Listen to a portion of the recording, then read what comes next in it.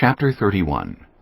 Jacob heard that Laban's sons were saying, Jacob has taken everything our father owned, and has gained all this wealth from what belonged to our father.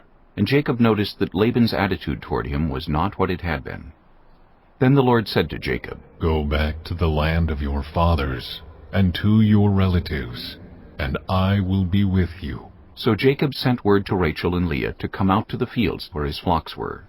He said to them, I see that your father's attitude toward me is not what it was before, but the God of my father has been with me. You know that I've worked for your father with all my strength, yet your father has cheated me by changing my wages 10 times. However, God has not allowed him to harm me. If he said, the speckled ones will be your wages, then all the flocks gave birth to speckled young.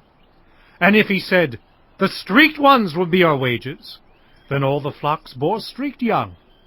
So God has taken away your father's livestock and has given them to me.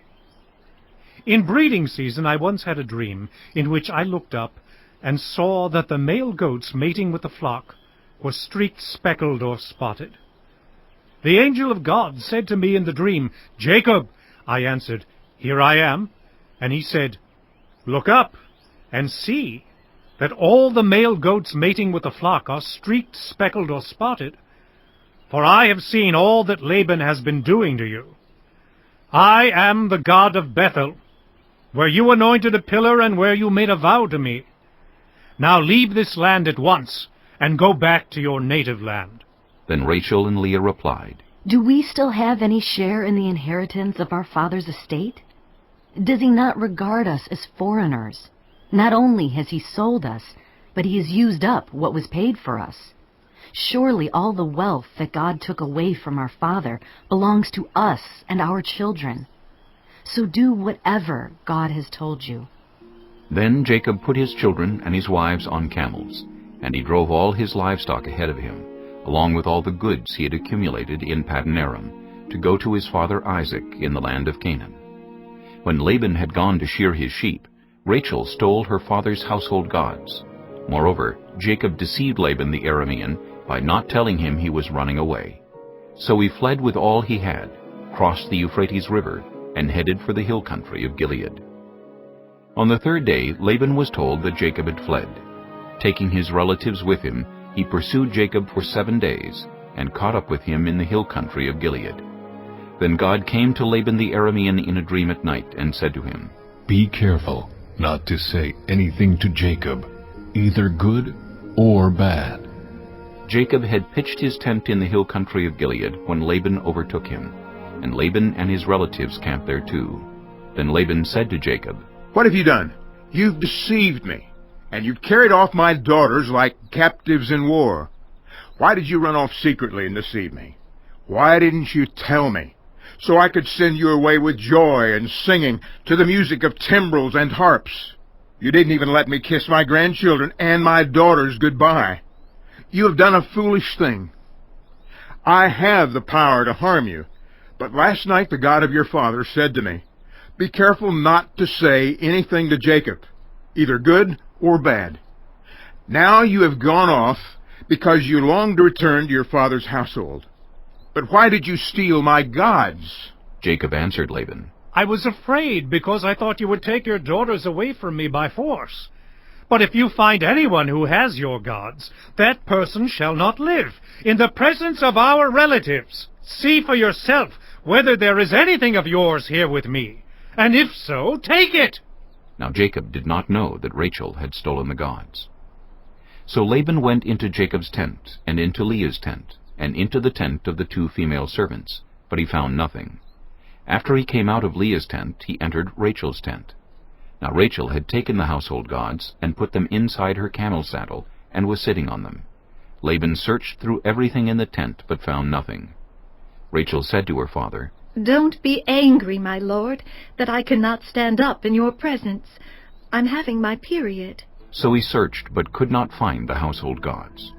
Jacob was angry, and took Laban to task. What is my crime? He asked Laban. How have I wronged you that you hunt me down? Now that you have searched through all my goods, what have you found that belongs to your household? Put it here, in front of your relatives and mine, and let them judge between the two of us. I have been with you for 20 years now. Your sheep and goats have not miscarried, nor have I eaten rams from your flocks. I did not bring you animals torn by wild beasts. I bore the loss myself. And you demanded payment from me for whatever was stolen by day or night. This was my situation. The heat consumed me in the daytime, and the cold at night, and sleep fled from my eyes. It was like this for the 20 years I was in your household. I worked for you 14 years for your 2 daughters, and 6 years for your flocks, and you changed my wages 10 times. If the God of my father, the God of Abraham, and the fear of Isaac had not been with me, you would surely have sent me away empty-handed. But God has seen my hardship, and the toil of my hands, and last night he rebuked you.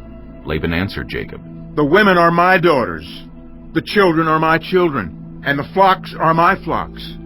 All you see is mine. Yet what can I do today about these daughters of mine, or about the children they have borne? Come now, let's make a covenant, you and I, and let it serve as a witness between us.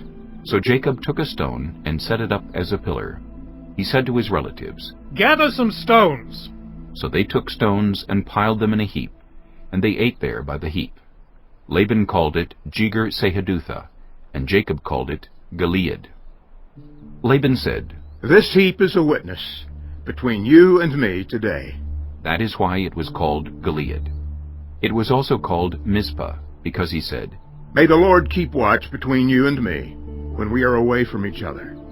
If you mistreat my daughters, or if you take any wives besides my daughters, even though no one is with us, remember that God is a witness between you and me. Laban also said to Jacob, Here is this heap, and here is this pillar I've set up between you and me. This heap is a witness, and this pillar is a witness, that I will not go past this heap to your side to harm you, and that you will not go past this heap and pillar to my side to harm me. May the God of Abraham and the God of Nahor, the God of their father, judge between us. So Jacob took an oath in the name of the fear of his father Isaac. He offered a sacrifice there in the hill country, and invited his relatives to a meal. After they had eaten, they spent the night there. Early the next morning, Laban kissed his grandchildren and his daughters and blessed them.